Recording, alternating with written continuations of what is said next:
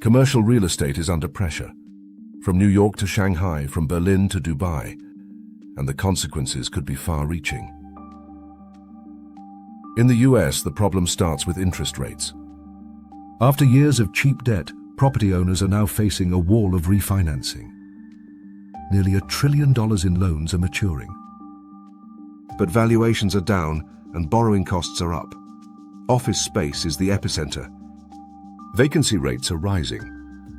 This creates a perfect storm. If property owners are forced to refinance from near-zero interest rates to higher rates for property that will yield a low or no rent, defaults and bankruptcies will ensue. And regional banks are exposed. This isn't a crash yet, but it's a slow squeeze. And it's already reshaping the market. China's crisis looks different. Here, the pain is concentrated in residential and mixed-use developments. Major firms like Evergrande and Country Garden have defaulted. Confidence is shattered, and local governments are struggling to fill the gap. This is a structural unwind, not just a cyclical dip, and it's dragging down growth across the region. In Europe, the story is mixed. Germany and the UK are seeing valuation resets. Older office stock is struggling. But logistics and prime assets remain resilient.